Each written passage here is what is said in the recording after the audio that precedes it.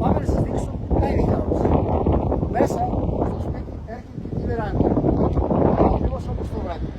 Μπορούμε να σας προσφέρουμε και έπιπλο τύπου. Να μπεις στο tiny house μπορείς με δύο τρόπους.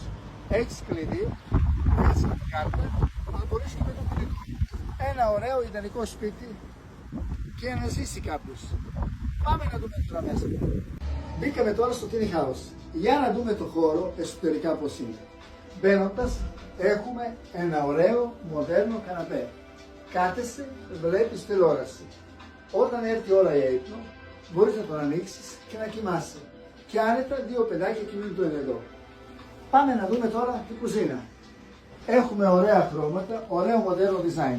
Με δύο μάτια που είναι υπεραρκετά για συγκεκριμένη κατάσταση. Αποτελεσματικός χώρος που είναι ψυγείο. Ωραίο νηπτήρα με μοντέρνο χρώμα. Δύο μπρίζες που μπορεί να βάλεις καφέ, μπλέντερ ή ό,τι άλλο. Boiler 50 λίτρα που είναι υπεραρκετά να έχει ζεστό νερό.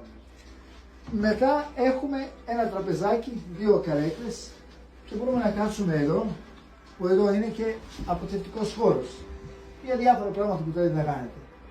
Κάθεστε και απολαμβάνετε πρωινό που σας έχει φτιάξει η αγαπημένη σας. Ωραία κουρτίνα, μετέα του μπαλκόνι και ό,τι άλλο έχετε μπροστά σας. Πλήρες ηλεκτρικές εγκαταστάσεις για όλο σπίτι. Και για όλα αυτά υπάρχει και ένα air condition που είναι εδώ, που δεν χρειάζεται να είναι και κρύο σας και ούτε ζέστη. Πάμε τώρα να δούμε το μπάνιο μας. Για να δούμε το μπάνιο μας. Ένα ωραίο, μοντέρνο μπάνιο, με πολύ ωραία χρώματα και ακριβώς όλα αυτά που χρειάζομαστε για ένα μικρό μπανάκι. Παράθυρο με δίπλα τζάμι και με ανάκριση, ένα ραδιέτορ να μην κρυώνεται χειμώνα και ντουζιέρα πλήρες. Αρκετά άνετη και μεγάλη, δεν μπορεί και δύο να κάνουμε μπάνιο μέσα. Όταν έρθει η ώρα για ύπνο, πάμε να δούμε πού κοιμώστε με τη αγαπημένη σας. Ένα δωμάτιο με υπεραρκετά ένα διπλό κρεβάτι. Με μπαλκονόπορτα που μπορεί να βγεις έξω και στη αυλή σου, με ωραία κουρτίνα, με φωτισμό και με κεντρικό φωτισμό. Εδώ υπάρχει και τέσσερια τηλεόραση που μπορούμε να τη βάλουμε. Μία ντουλάπα που είναι υπεραρκετή για διακοπές, όμως υπάρχει περίπτωση να κάνουμε και πιο μεγάλη ντουλάπα. Καθρέφτη,